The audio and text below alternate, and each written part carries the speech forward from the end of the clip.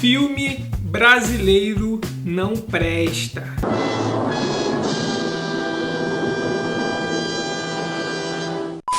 Eu sou Antônio Júnior, esse é o programa da Máquina Cultural e no vídeo de hoje vamos falar sobre a rejeição que grande parte do público tem às produções nacionais, fazendo aí uma correlação ao soft power. Você sabe o que é o soft power? Não? Então fica nesse vídeo que eu te explico. Aproveita e já deixa o like. É rapidinho, não custa nada e assim você apoia o nosso trabalho. Então, vamos lá!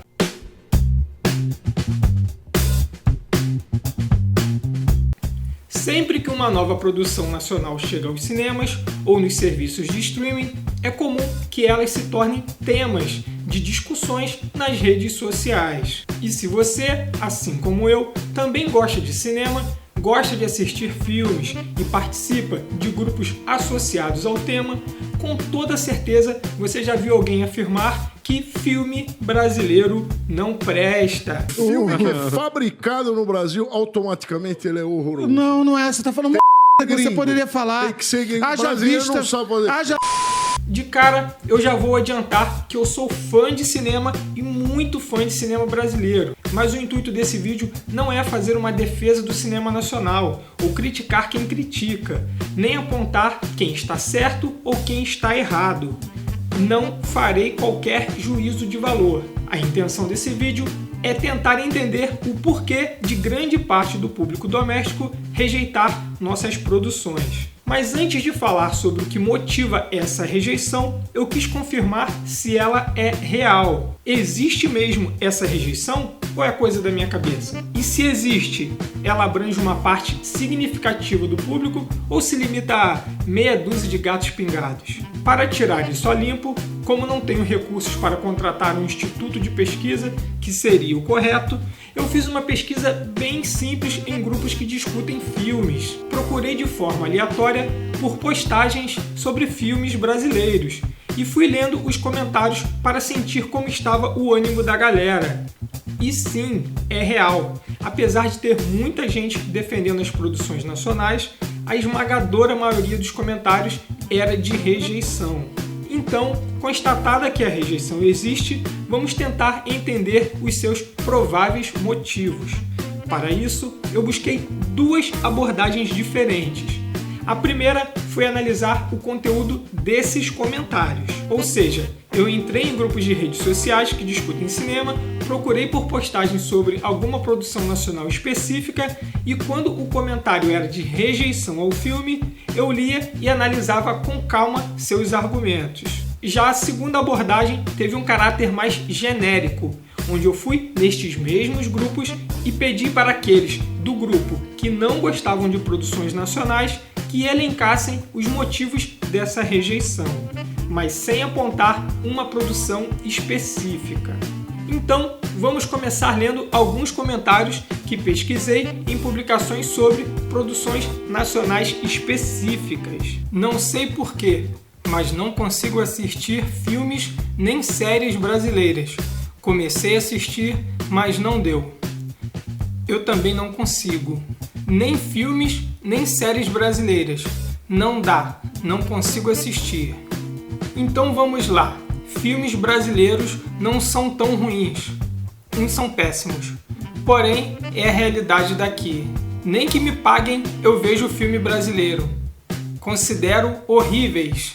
Opinião é pessoal. Então vamos lá. Cinema brasileiro é uma porcaria.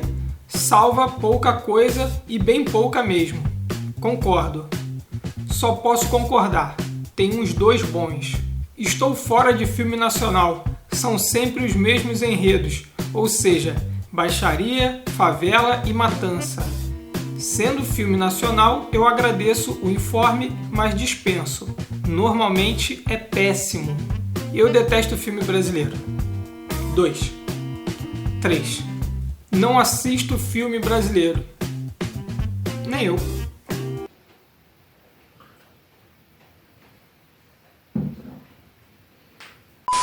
Esses foram alguns que separei, que refletem bem o restante.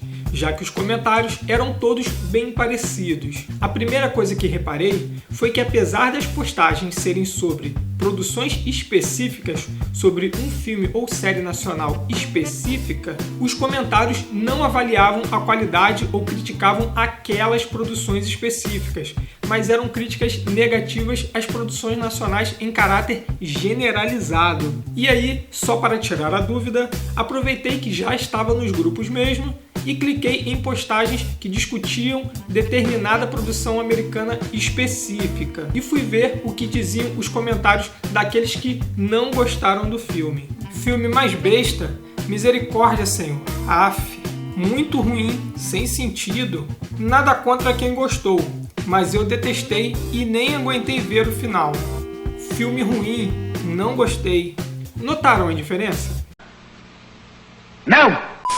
Aqui, apesar de ser muito grande o número de críticas negativas, ou seja, apesar de grande rejeição, quando se trata de uma produção norte-americana, a crítica foi sempre específica para aquele filme, deixando bem claro que é a opinião de alguém que assistiu ao filme e que não eram críticas ao cinema americano no geral, e sim, como deve ser, eram críticas direcionadas para aquela produção específica. Quando se trata de um filme nacional, a crítica é generalizada, atacando o cinema brasileiro como um todo. Em muitos casos, de pessoas que deixaram claro que não assistiram e nem iriam assistir ao filme, mas que fizeram questão de perder uns minutos da vida para deixar lá seu comentário afirmando que filme nacional é uma porcaria.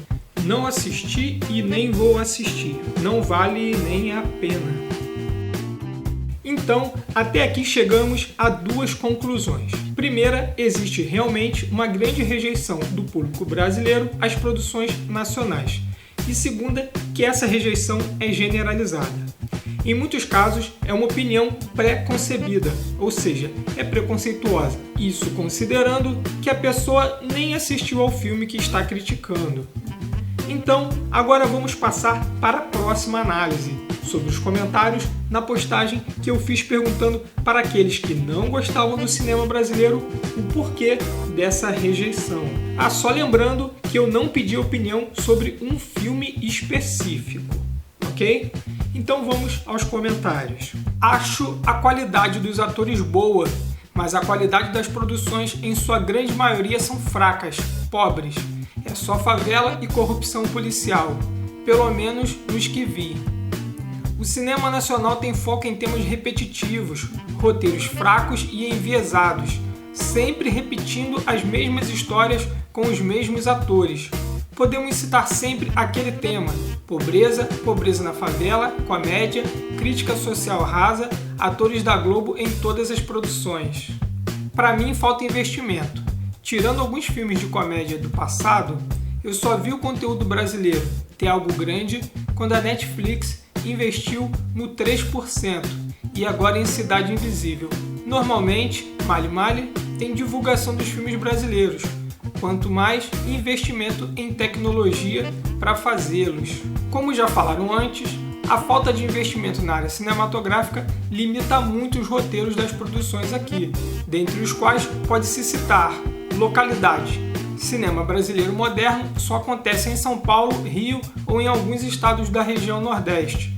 Os outros 20 estados que se virem. Roteiros repetitivos, sempre uma crítica social ou um humor meio paródia e stand-up. Só focam em comédia ou drama. Filme de ação, aventura pura e simples faz falta, até nas produções hollywoodianas. Filmes nacionais atuais não dialogam com o povão. Por exemplo, por que um morador do interior do Pará vai se interessar num filme sobre uma família rica do Leblon? Os temas abordados não são interessantes para a grande maioria. Esses são alguns dos muitos comentários, e a gente pode ver que os motivos são variados, mas, de certa forma, apontam para dois pontos principais: os temas discutidos e a qualidade técnica das produções.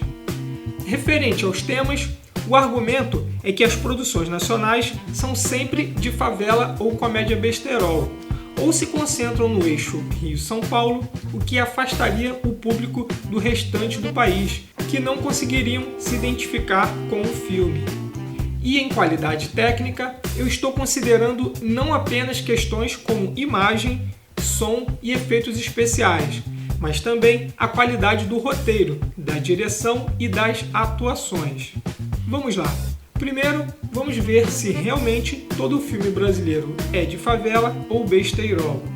Então, para sair do senso comum, eu pesquisei entre as produções de maior destaque da última década para ver quantas delas se passavam na favela ou abordavam violência ou a criminalidade como temas principais. E o que eu consegui mais próximo disso foi Tropa de Elite 2, que foi lançado em 2010, há 13 anos. Ou seja, eu quis me limitar à última década, mas tive que buscar um pouco mais além para encontrar um exemplo. Desde então, não teve nenhum filme de favela que teve grande destaque no circuito comercial tradicional, ou seja, que ocupou ou monopolizou as salas de cinema convencionais. E vocês nem precisam acreditar em mim, basta fazer uma pesquisa rápida na internet sobre os lançamentos do cinema nacional na última década, para constatar que não é verdade que o tema favela ou violência monopolizam as produções brasileiras. Ocorre que há décadas atrás, Cidade de Deus e depois Tropa de Elite 1 e 2, filmes que são relacionados à favela e à violência, tiveram grande sucesso e grande repercussão, o que na época fez com que outras produções com temas semelhantes surgissem, o que contribuiu para essa sensação de que todo filme brasileiro é de favela e criminalidade. Mas na realidade, isso ficou para trás há muito tempo. Apesar de até hoje continuarem sendo produzidos alguns filmes com essas temáticas, se considerarmos o universo de todas as produções nacionais que são lançadas oficialmente, fica fácil constatar que as produções que tratam de favela e crime não são nem de longe a maioria, muito menos estão saturando o mercado nacional. Logo, na real, isso não seria um motivo para não gostar de cinema nacional. Então, vamos para o próximo ponto: a predominância das comédias. E aqui, como acabei de mostrar nas produções nacionais de maior sucesso na última década, sim, é verdade, o cinema nacional é dominado pelas comédias. Mas isso é necessariamente ruim? Esse fato pode ser apontado como uma justificativa para a rejeição do público ao cinema brasileiro? Na verdade, o que os números mostram é exatamente ao contrário. São as comédias que estão trazendo de volta o público brasileiro aos cinemas para assistirem nossas produções. E aqui vale a lógica de mercado. Enquanto tiver demanda, enquanto tiver público, vão continuar surgindo produções com o mesmo tema. Isso até o público começar a se saturar e parar de consumir, o que ainda não aconteceu. E é assim que acontece no mundo inteiro, de forma cíclica. Filme de comédia romântica, filme de ação, filme de terror. Apesar de filmes de outros gêneros continuarem a ser produzidos, sempre vai ter um gênero predominante em determinado momento, um gênero da moda. Então, eu não consigo ver como um gênero de filme, seja ele qual for, que no momento continua atraindo público para as salas de cinema, pode ser responsável pela rejeição desse mesmo público. Isso é, no mínimo, contraditório. Quanto ao argumento de que o cinema nacional seria dominado por produções do eixo Rio-São Paulo e que isso faria com que os espectadores das demais regiões e estados do país não conseguissem se identificar com os filmes, logo aumentando a rejeição, isso não faz nenhum sentido. Porque, na verdade, você se identifica com o drama, com os desafios enfrentados pelos personagens, e não com o local onde a trama se passa ou com a profissão do personagem. Isso porque, em um bom filme, a história serve apenas de pano de fundo para a discussão de temas mais profundos. Daí porque, mesmo a gente morando no Brasil, não rejeitamos filmes que se passam em Nova York, ou na Califórnia, ou em Washington, ou em Londres. E isso porque eu nem estou falando de animações como Rei Leão ou Toy Story, que não tem nada a ver com a nossa realidade, mas o drama e os desafios enfrentados pelos personagens são universais. São os mesmos, em essência, que muitas pessoas enfrentam aqui no Brasil, ou na Índia, ou na Alemanha. Ah, agora eu entendi! Agora eu saquei! Agora todas as peças se encaixaram! Por fim, para fechar a questão do gênero, se o problema do Brasil fosse a comédia, então filmes que abordam temas sérios deveriam fazer sucesso com o público, certo? Mas não é isso que acontece. Vamos ver o exemplo de Marte 1, filme brasileiro do gênero drama, que teve sua estreia no Festival Internacional de Sundance, onde foi muito bem recebido pela crítica e pelo público estrangeiro. Produção que foi a grande vencedora nas categorias principais no Festival de Gramado, e até por isso foi o nosso candidato a tentar uma vaga no Oscar 2023. Marte 1 foi lançado nos cinemas brasileiros em agosto de 2022, junto, por exemplo, com DC, Liga dos Super Pets. E sabe qual foi o público no Brasil dos Super Pets? Mais de 290 mil espectadores. E sabe qual foi o público de Marte 1? Esse drama brasileiro de ótima qualidade? Menos de 80 mil espectadores. Mas não era filme sério que a galera queria? Então, definitivamente não são os temas abordados ou a comédia besterol que gera a rejeição, ou nesse caso, o desinteresse no cinema nacional. Então, vamos passar para o próximo ponto, a qualidade técnica das produções. Será que a qualidade técnica dos filmes brasileiros é mesmo a grande culpada pela rejeição do público? Aqui a gente vai analisar a qualidade técnica junto com a questão do investimento, porque a qualidade técnica está totalmente interligada ao investimento na produção. E neste caso, é notório que o cinema nacional tem pouco investimento e, por consequência, isso afeta a qualidade técnica do filme ou o resultado final da produção.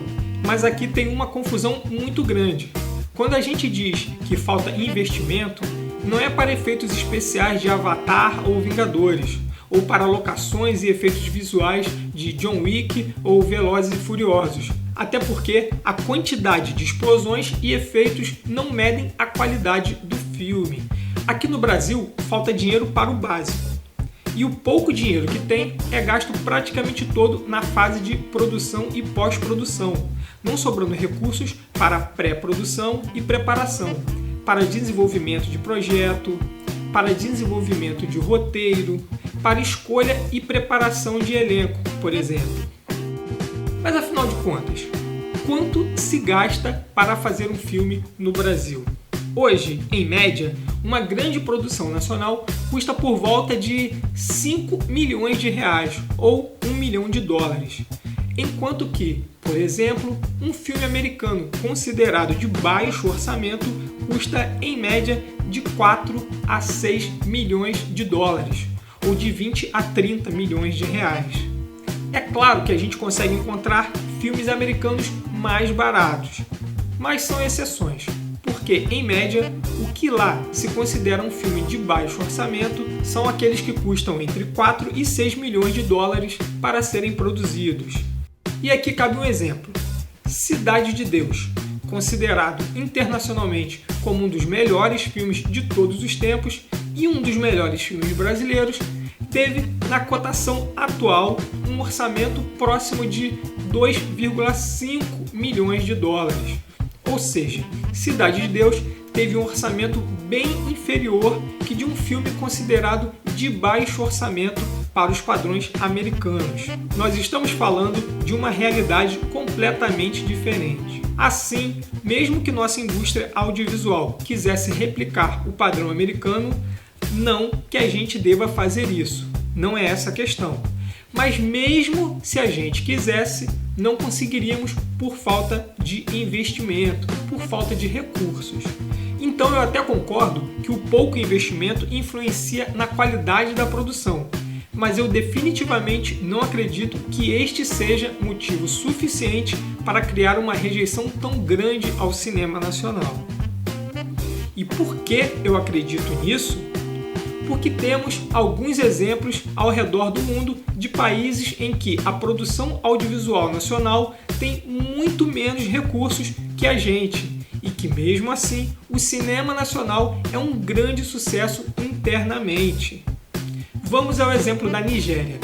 A Nigéria hoje é o segundo maior produtor de conteúdo audiovisual do mundo, atrás apenas dos Estados Unidos e ao lado da Índia. Hollywood, Bollywood e Nollywood. Lá praticamente não existem salas de cinema, então as pessoas consomem filmes em casa ou em cineclubes. 90% da distribuição são em fitas de VHS e estima-se que cada filme venda cerca de 25 mil cópias, sendo os preços das cópias e das locações compatíveis com os preços do mercado pirata. Uma produção na Nigéria é realizada em média em apenas 10 dias e custa aproximadamente $15 mil. Com esse esquema de produção, em apenas 15 anos, a indústria cresceu do zero para um mercado de cerca de $250 milhões por ano, que emprega milhares de pessoas.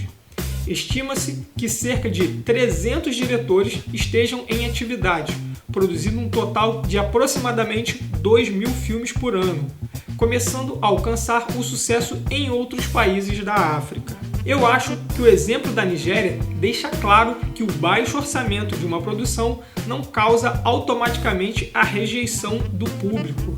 Então, se aqui no Brasil a rejeição não é a um filme específico, mas ao cinema nacional como um todo, não é motivada pelos temas abordados e nem exclusivamente pelo baixo investimento, qual seria o motivo principal que leva boa parte do público brasileiro a rejeitar nossas produções? Eu respondo essa pergunta, mas antes... Para tudo aí! Se você já chegou até aqui, se está gostando do conteúdo, por favor, deixa o like, deixa um comentário. Se ainda não for inscrito, já se inscreve no canal, porque a ideia do canal é de produzir filmes independentes e disponibilizar aqui gratuitamente para todos. E é com a rentabilização dos vídeos que a gente levanta a grana para fazer os filmes. E aproveito para deixar uma dica. Nosso filme Fuga da Rocinha já ultrapassou a marca de 20 milhões de visualizações, mais de 450 mil curtidas e mais de 9 mil comentários. E você pode conferir o filme aqui gratuitamente em nosso canal. Vou deixar o link aqui na descrição e no primeiro comentário fixado. Na escuta, Falcão. Atividade que os homens estão subindo aqui. Atividade que os homens estão subindo. Tá rasgando tudo. Tá blindado. Rasgando tudo no bolso, patrão. No bolso, patrão. Dá daí na atividade na base aí, patrão. Aí, geral na atividade que os homens estão subindo bolado, hein? Qual é, patrão? É para dar o acima dos caras, mano. Mete bala nos filhos da puta, meu. Aí, essa é pra geral, hein? Quero ver ninguém me bobeira nessa porra, hein? Geral na proteção, se botar a cara, larga o dedo, sem pena, meu irmão. Já é, patrão. Já é, patrão. Tudo nosso, patrão. Já é, patrão. Então, voltando, qual seria o principal motivo que leva boa parte do público brasileiro a rejeitar as nossas produções nacionais? O motivo é o mesmo pelo qual, ao falar sobre bilheteria, eu comparei uma produção nacional a uma produção americana. E ao tratar do baixo investimento dos filmes brasileiros, eu fiz isso em comparação ao cinema americano. E pelo mesmo motivo que praticamente toda crítica e até elogios ao cinema brasileiro vem sempre em comparação ao cinema americano.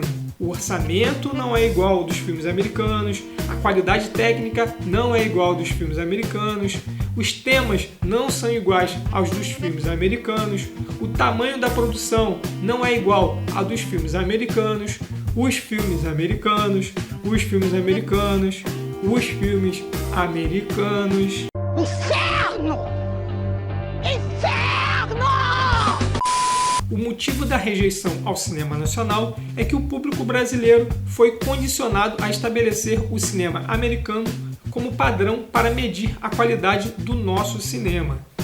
E assim, tudo que não consegue se aproximar do padrão do cinema americano, automaticamente e instintivamente é classificado como de má qualidade e, consequentemente, rejeitado.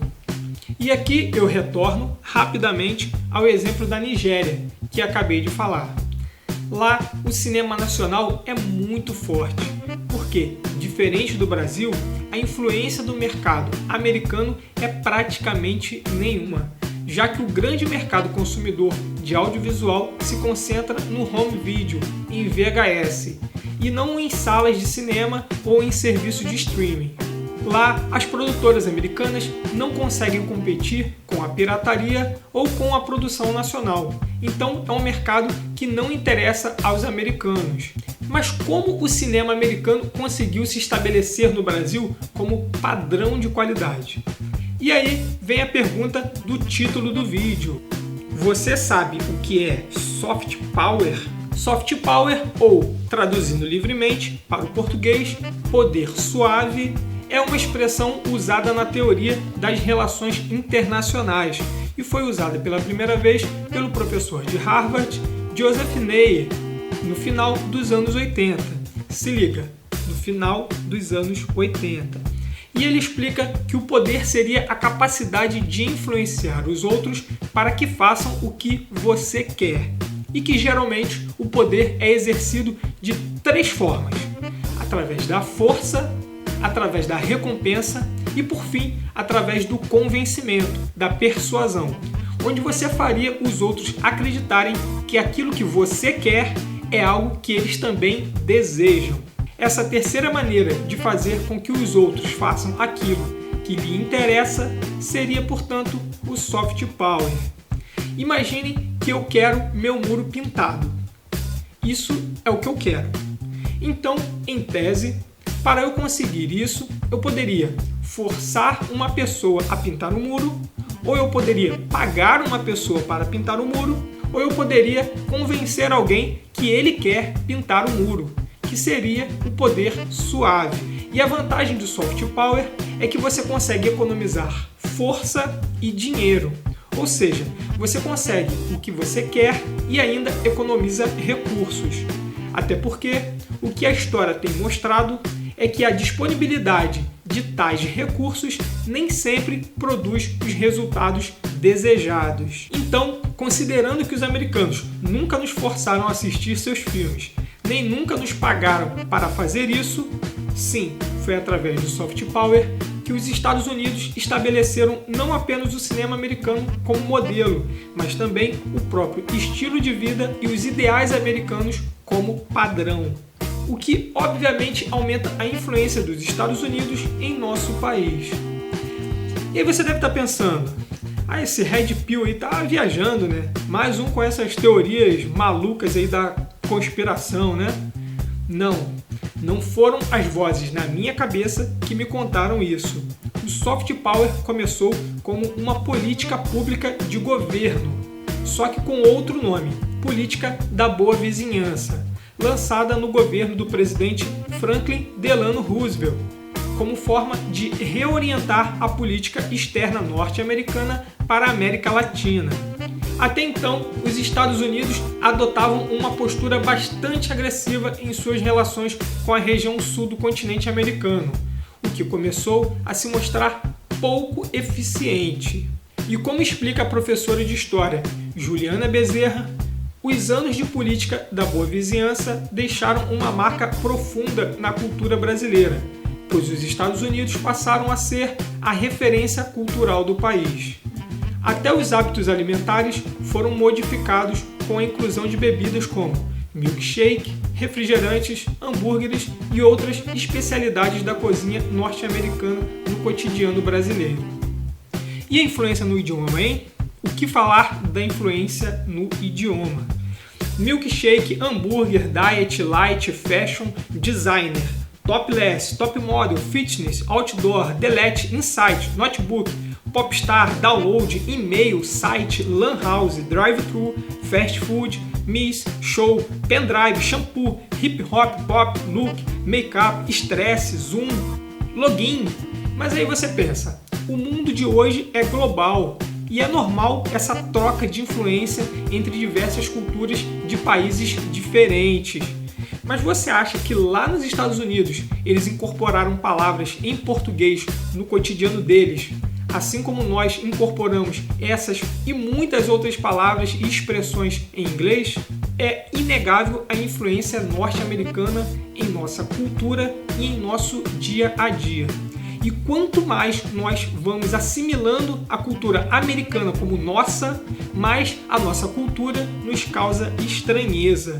Porque para nós que fomos bombardeados pelas últimas décadas, dia e noite, com conteúdos americanos, como a música, a comida, os filmes, as roupas, nos soa muito mais familiar ver no cinema o cotidiano de vida e hábitos americanos do que o dia a dia dos brasileiros. A pobreza e a violência que estamos acostumados a ver nas ruas e nos noticiários, apesar de fazer parte do nosso cotidiano, não são iguais a que nos acostumamos a ver nos filmes americanos.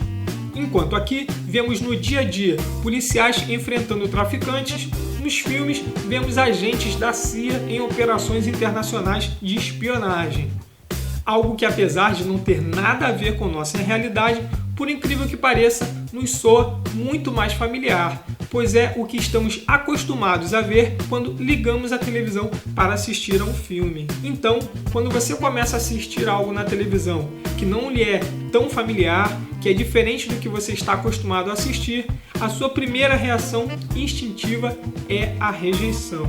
Então essa sensação generalizada de que filme brasileiro não presta, nada mais é do que você reagindo com rejeição àquilo que não lhe é familiar e que não atende às expectativas que você foi condicionado a ter quando começa a assistir a um filme. Todos nós somos influenciados. Não é questão de certo ou errado, de ser mente fraca, é fato. Vivemos em sociedade. Se você nasce em uma família de flamenguistas e é bombardeado todos os dias com conteúdo sobre o Flamengo e ouve todos os dias elogios ao Flamengo e exaltação aos feitos heróicos do Flamengo, você é condicionado a gostar do Flamengo e, consequentemente, a rejeitar os demais times. Então é comum e natural que você se torne um torcedor do Flamengo.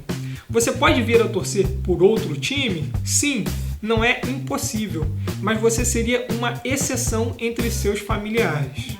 Então, preferir filmes americanos do que filmes brasileiros ou estabelecer o cinema americano como padrão para julgar ou qualificar os filmes brasileiros nada mais é do que você reagindo a essa condição que lhe foi imposta aí ao longo de décadas.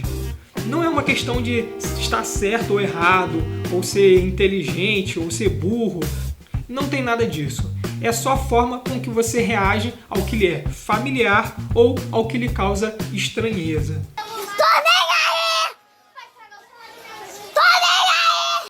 Então é isso.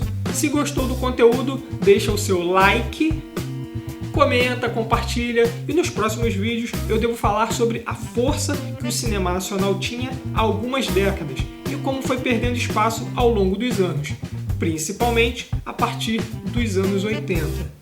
Eu sou Antônio Júnior, fico por aqui e espero vocês nos próximos vídeos. Obrigada por assistir o vídeo. E não se esqueça de deixar o seu like, se inscrever no canal e ativar as notificações para ser informados sobre novos vídeos.